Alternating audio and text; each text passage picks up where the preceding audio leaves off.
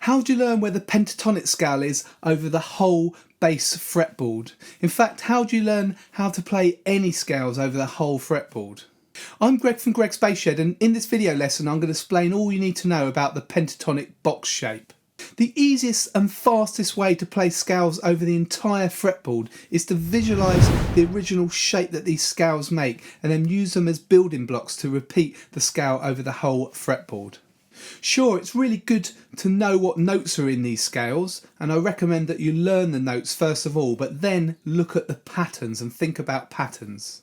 This is the shape that G major pentatonic scale makes. Now there are two ways to play the major pentatonic scale, so I'm going to call this shape 1. So we've got G, A, B, D and E. Now we can also remember the finger patterns that we use. So if we start with our second finger, we've got 2, 4, 1, 4, 1, okay? 2, 4, 1, 4, 1. And really look at this shape here now. If we leave out the second note from this shape and then put a G on top, we can come up with a classic blues boogie line. We can move it to C, then back to G, and then 4 notes on D, 4 notes on C, back to G. Okay, that probably sounds really recognisable to you. It's a classic boogie line.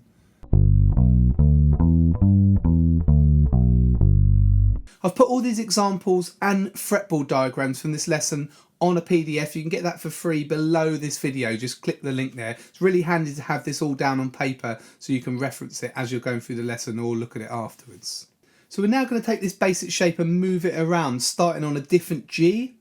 Okay, so remember we've got finger numbers 2, 4, 1, 4, 1. Okay, so if we started on this G here,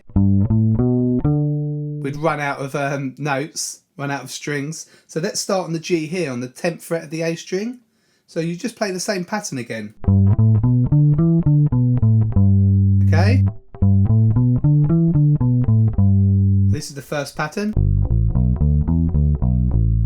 So this is an octave higher, 8 notes higher. You've got that G there, G here. Exactly the same notes, but just 8 notes higher. Another place we can play that is starting G here on the 15th fret of the E string.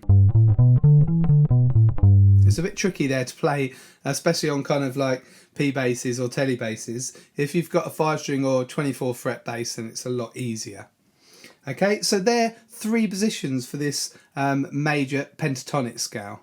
If you're enjoying this video, don't forget to subscribe to my channel. You can click the red subscribe button at the bottom of the screen there and click the bell as well, and you'll get notified about all my new video lessons as soon as they come out.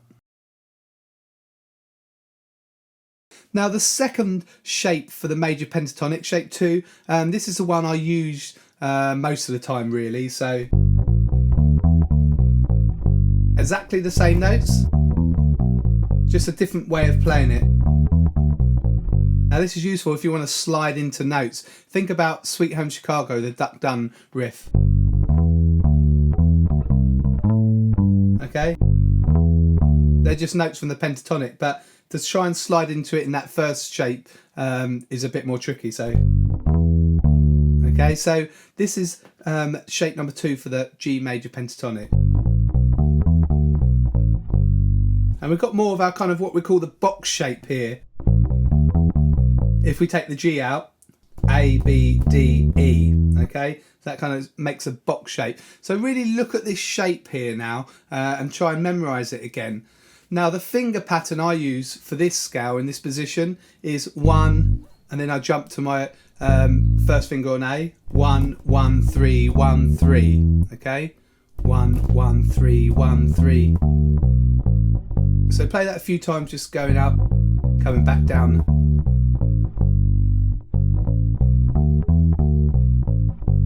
Okay, so remember, this is shape number 2, but it's exactly the same notes as shape number 1, just played in a different position. A classic riff that uses all these notes and only these notes from the G major pentatonic, and it's in this key, is Wish You Were Here by Pink Floyd.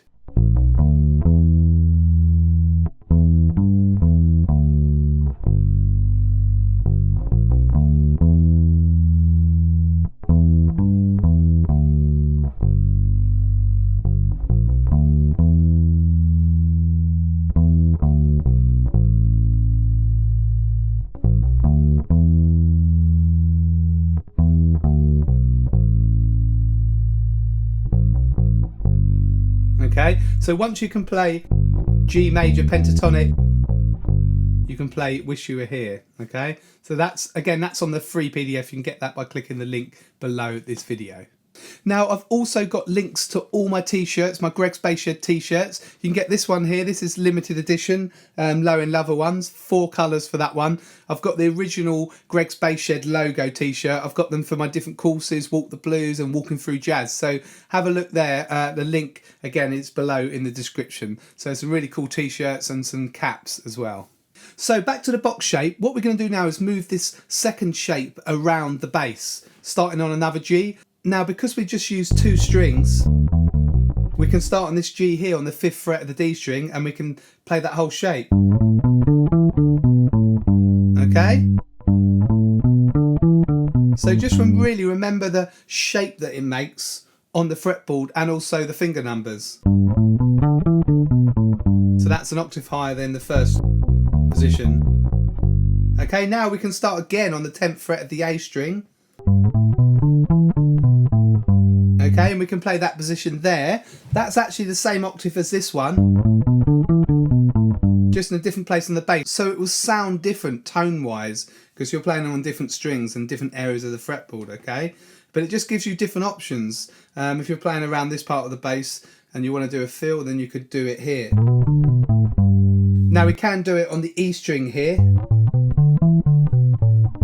Okay, so it's a bit tight again to play it on this bass.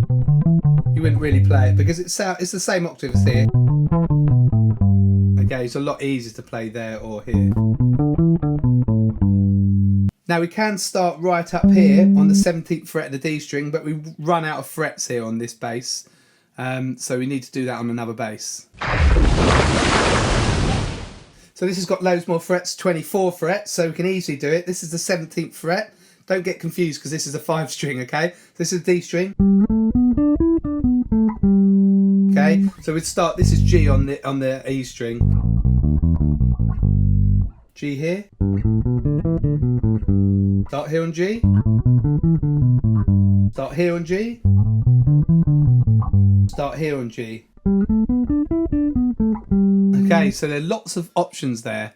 I've written all these options down on one fretboard diagram. If you have a look at that now, and I've drawn an extra outline around all the G's, so you can kind of see where these patterns start, and you can see what I've done. I've just put these blocks and just put them on top of each other in different shapes, okay?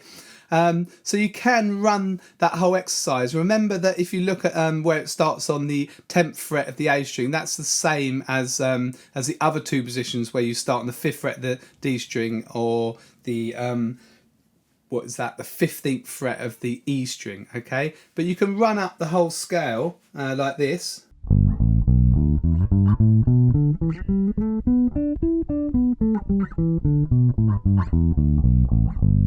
I'll do that slowly.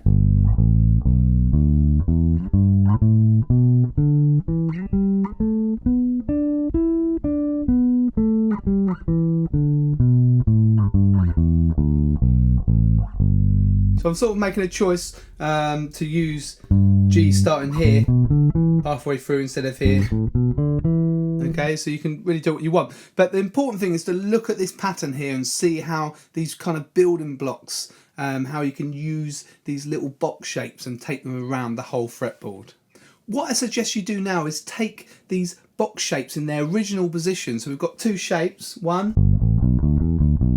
shape 2.